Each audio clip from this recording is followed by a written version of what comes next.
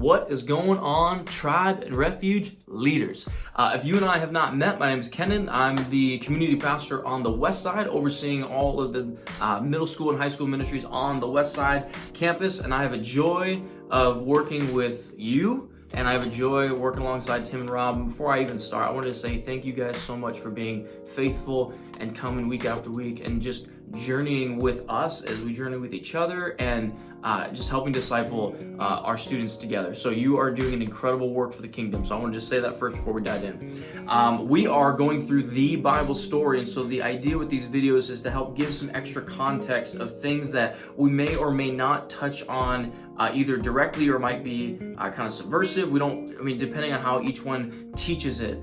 But I want to go through kind of the rebellion section. We read it in Genesis 3 through 6, and then it touches again on Genesis 11. And then I'm even going to read for us in our context, and I may touch on this in the way that I speak about it, is Deuteronomy 32.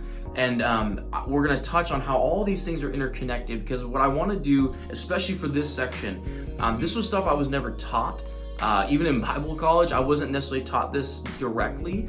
This has been a lot of study outside of, even just recently for me, and learning how did Jewish people, how did the Hebrews understand Genesis 3 through 6 and Genesis 11? What was their mindset when talking about some of these extra things like, okay, well, what do we do, in the garden? Let's just start in Genesis 3, right? We all should know Genesis 3 by this time, of Adam and Eve, the fall of humanity, right? We can kind of title it Fall of Humanity. That's Genesis chapter 3.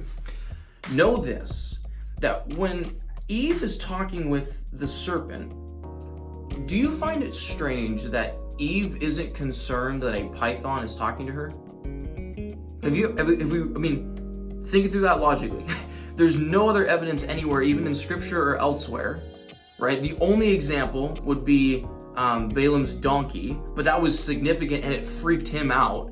So Eve's not freaked out here that a python is talking to her, or a serpent is talking to her. So what's going on? Well, I want to put before you that what's going on is actually when it talks about this serpent, what gets translated as serpent is this Hebrew word nuach.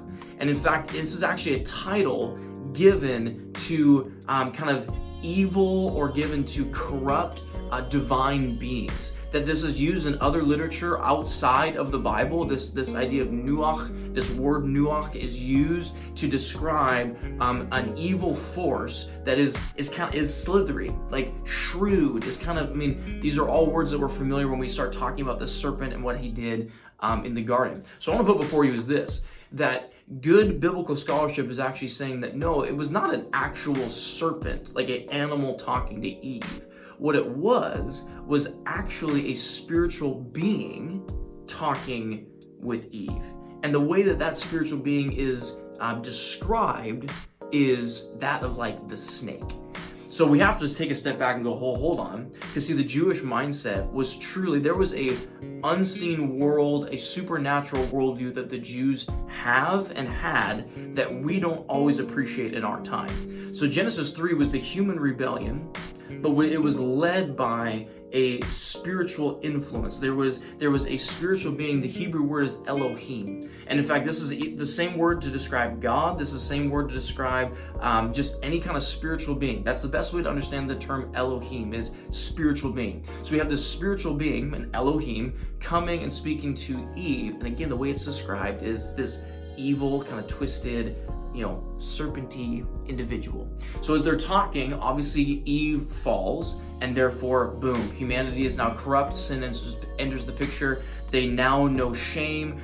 They now have become like God, if you will, but not in the way that they thought they were going to be promised. And that's a whole nother discussion, and I want to keep this relatively short. There's so much here. Genesis 3 through 6 and Genesis is so packed full of theological concepts that are actually going to be woven through the entirety of Scripture. And that's why I want us to get it now. I want us to understand now that there's a supernatural element to how the Hebrews understood their worldview and what's going on in the Bible. So that's one. Genesis 3 is, again, the human rebellion, but then you have to ask yourself that question, well, what is the spiritual being? Why are they trying to corrupt humanity? Well, Job even touches on that, of this spiritual rebellion, right? Where Satan fell like lightning and a third of the angels were cast out. I mean, there's this spiritual rebellion. So God creates the heavens and he creates the earth. That there is, Psalm 82 talks about this divine counsel that God has with him up in the heavenly places. Go read it for yourself. It's pretty crazy. I'm like,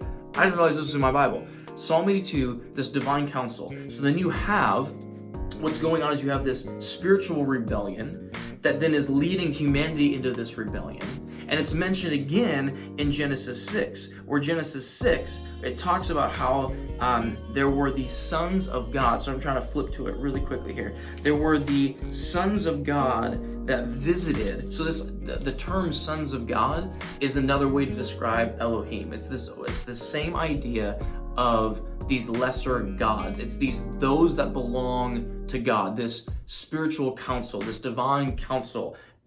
I mean, I'm all saying the same thing, right? It's a spiritual being, and they're spiritual beings that belong in the spiritual realm, and so they're sons of God. So when it says, when man became to multiply on the face of the land, the daughters were born to them, and the sons of God, okay, so these spiritual beings, saw that the daughters of men were attractive, and they took as their wives any that they chose. And the Lord said, my spirit shall not abide in them, man forever, for he is flesh, his days shall be 120 years. Verse 4, and the Nephilim were on the earth all these days, and afterward when the sons of God came into the daughters of men, and they bore children to them. These were mighty men of old, and men of renown. Whoa. So you have these spiritual beings having hanky-panky with human women, creating these sorry if this upsets you, but that's what they are. They're bastard spiritual beings where this is this is not right. In fact, this is who Joshua goes after, and a lot of the tribes that Joshua destroys and leads to destruction. We're talking about that in a few weeks. These are those clans, these giant clans, these Nephilim, these kind of half spirit, half human, like what is going on here? And notice what happens at verse 5. And the Lord saw that the wickedness of man was great on the earth. This is now when the flood narrative comes into play. It's after this second spiritual rebellion. You have your first spiritual rebellion, which then leads into the human rebellion, which then leads into the second spiritual rebellion, where again, they're crossing lines that they're not supposed to cross. So then you have all that. I mean, this is just rebellion after rebellion. Then you come into the Tower of Babel with Genesis 11, where again, they're basically saying, God, we don't need you.